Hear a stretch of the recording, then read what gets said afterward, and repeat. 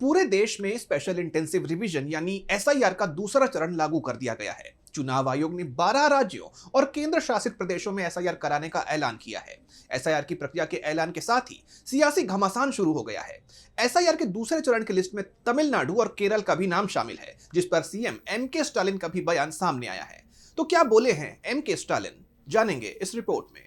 SIR के दूसरे चरण के ऐलान पर सियासी गर्मी बढ़ गई है। इस मामले में विपक्षी नेताओं का विरोध पहले से और ज्यादा बढ़ गया है। इसी कड़ी में केरल और तमिलनाडु के मुख्यमंत्री भी इसके विरोध में खुलकर सामने आ गए हैं।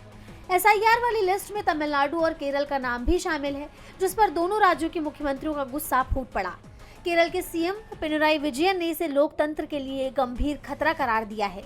उन्होंने कहा, बिहार एसआईआर की संवैधानिक वैधता सुप्रीम कोर्ट में विचाराधीन होने के बावजूद अन्य राज्यों में ये लागू करना उचित नहीं है।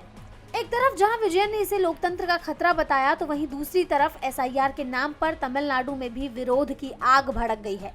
मुख्यमंत्री एमके स्टालिन ने एसआईआर के खिलाफ सड़क पर उतरने का ऐलान कर दिया है। स्टालिन ने अपने गठबंधन के सभी घटक दलों की मीटिंग बुलाई, जिसमें तय किया गया कि 2 नवंबर को चेन्नई में एसआईआर के खिलाफ एक बड़ी रैली होगी और पूरे तमिलनाडु में एसआईआर के खिलाफ प्रोटेस्ट होंगी। उनका यह विरोध खासकर एसआईआर के दूसरे चरण में आधार कार्ड को नागरिकता के सबूत के तौर पर स्वीकार नहीं करने को लेकर है। उन्होंने कहा, बीजेपी का तमिलनाडु में वोट बेस नहीं है, इसीलिए वोटर लिस्ट से नाम हटवाकर चुनाव जीतने का तिकड़म लगा रहे हैं। इनके पास जनता का सामना करने की ताकत नहीं है, इसीलिए वे उनसे वोट डालने का अधिकार छीनकर चुनाव जीतने का सपना देख रहे हैं।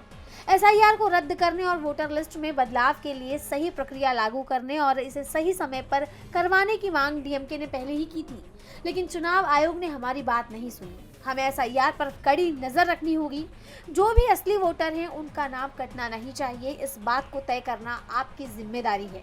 स्टालिन और पिनराई के बयान से साफ है कि केरल और तमिलनाडु में चुनाव आयोग को एसआईआर की प्रक्रिया पूरी करने के लिए काफी मशक्कत करनी पड़ेगी। यानी एसआईआर को लेकर चुनाव आयोग की मुश्किलें कम होने की जगह अभी और बढ़ने वाली है। डीवी लाइव की रिपोर्ट।